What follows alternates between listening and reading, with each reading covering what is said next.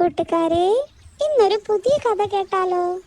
കുഞ്ഞിത്തത്തയുടെ സ്നേഹപാഠം. ഒരു വലിയ കാടിന്റെ നടുവിൽ ഒരു തത്തക്കുടുംബം താമസിച്ചിരുന്നു. അമ്മ തത്തയും അച്ഛൻ തത്തയും കൂടാതെ അവരുടെ 3 കുട്ടികളും ഒരുമിച്ച് സന്തോഷത്തോടെ ജീവിച്ചു പോരുന്നു. കുഞ്ഞിത്തത്ത വളരെ കുസൃതിക്കാരനായിരുന്നു. അമ്മ പറഞ്ഞ കാര്യങ്ങൾ പലപ്പോഴും അവൻ ശ്രദ്ധിക്കാറില്ല. കൂടയിൽ നിന്ന് ദൂരത്തേക്ക് പറക്കരുതെന്ന് അമ്മ ഓർമ്മിപ്പിക്കുമ്പോൾ കുഞ്ഞിത്തത്ത തല കുനിച്ചിരിക്കും. ഒരു ദിവസം തത്തക്കുടുംബം ഭക്ഷണം തേടിയിറങ്ങി. കുഞ്ഞിത്തത്ത അതിരുകടന്ന് ഒരു മനോഹരമായ പൂക്കളുള്ള മരത്തിലേക്ക് പറന്നു. അവിടെ ഒരു വലപ്പെട്ടി പെട്ടെന്ന് അടഞ്ഞു. കുഞ്ഞിത്തത്ത അതിൽ കുടുങ്ങിപ്പോയി. അമ്മേ, അച്ഛാ, അവൻ ഉറക്കെ വിളിച്ചു കരഞ്ഞു.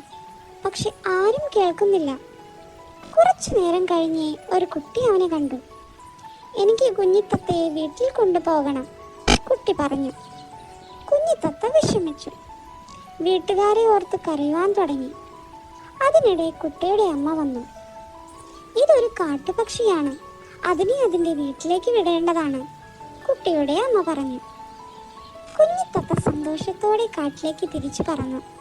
ഇനി അമ്മയുടെ വാക്ക് ഞാൻ എല്ലായ്പ്പോഴും കേൾക്കും, അവൻ അമ്മയ്ക്ക് ഉറപ്പ് നൽകി. അമ്മയും അച്ഛനും അവനെ ഒന്ന് വെച്ച്, കണ്ണന് മനസ്സിലായോ ഇപ്പോൾ എന്ന് ചോദിച്ചു.